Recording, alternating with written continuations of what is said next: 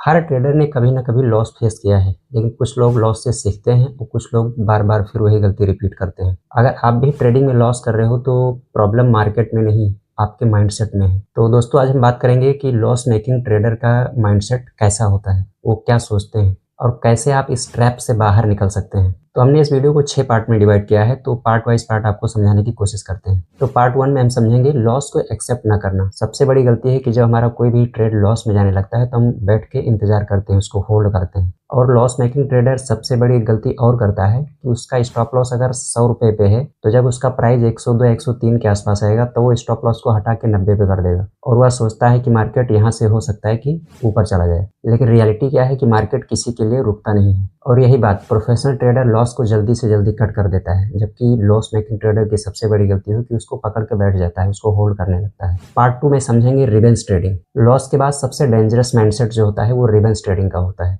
एक ट्रेड में लॉस हुआ और फिर तुरंत उसके बाद में बिना एनालिसिस किए दूसरा ट्रेड भी पंच कर दिया, सिर्फ इसलिए कि अगले ट्रेड का लॉस जो है मैं इस ट्रेड में रिकवर कर लूंगा, जो कि सबसे बड़ा लूप है। आप इस लूप में जब फंस जाओगे तो कभी नहीं निकल सकते हो। तो इस चीज को याद रखें कि मार्केट से बदला लेने के लिए आप जाओगे तो आप हमेशा मार्केट के शिकार बन के आओगे। जो लॉस 1000 का है वो लॉस आपका 2 से 3000 में कन्वर्ट हो जाएगा, आपको पता भी नहीं चलेगा। बिकॉज मार्केट को ये फर्क नहीं पड़ता कि आपके पास कितने पैसे हैं, आप हारे या जीते, आपने रिस्क मैनेज किया कि नहीं किया। अब पार्ट 3 में बात करेंगे ओवर कॉन्फिडेंस और ईगो की। लॉस मेकिंग ट्रेडर का एक और माइंडसेट होता है, उसको ईगो कहते हैं। जैसे ही उसका 1 से 2 दिन या 3 दिन लगातार प्रॉफिट होता है, उसके पास इतना ईगो आ जाता है कि वो मार्केट को सुप्रीम होने के बजाय खुद को सुप्रीम मानने लगता है कि मैं सबसे बड़ा हूँ और मैं मार्केट के आगे चल सकता हूँ। फिर वो बिना एनालिसिस के ट्रेड करने लगता है, बड़े बड़े ट्रेड बड़ी बड़ी क्वांटिटी में उठाता है। फिर एक दिन ऐसा आता है कि सारा का सारा कैपिटल उसका वाइप आउट हो जाता है। तो हमेशा याद रखो कि मार्केट में ईगो का कोई काम नहीं है, ना ईगो से आपके कोई फर्क पड़ता है। बस फर्क यही पड़ेगा कि आपका जितना पीएनएल है वो सारा का सारा रेड में हो जाएगा। पार्ट 4 में हम समझेंगे प्लान का ना होना। सबसे बड़ी बात, लॉस मेकिंग ट्रेडर का कोई प्लान नहीं होता है। मतलब वो प्लान के हिसाब से ना एंट्री लेते हैं ना एग्जिट लेते हैं। इसको समझते हैं एंट्री रैंडम,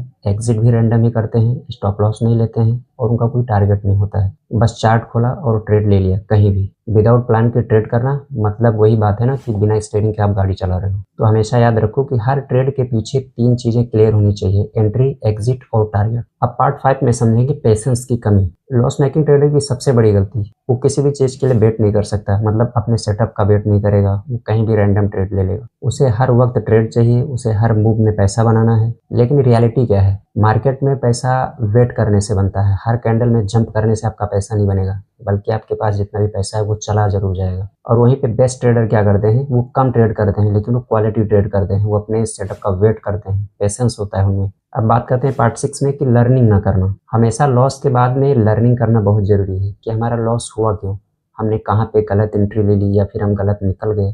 इसको एनालाइज करना बहुत जरूरी होता है। बल्कि लॉस मेकिंग ट्रेडर क्या करता है, अगर वो गलती कर दिया तो वो रिवेंज मोड में चला जाता है, उसको रिकवर करने के लिए कि मैं इसको ट्रेड करके रिकवर करूंगा, ना कि सीख के।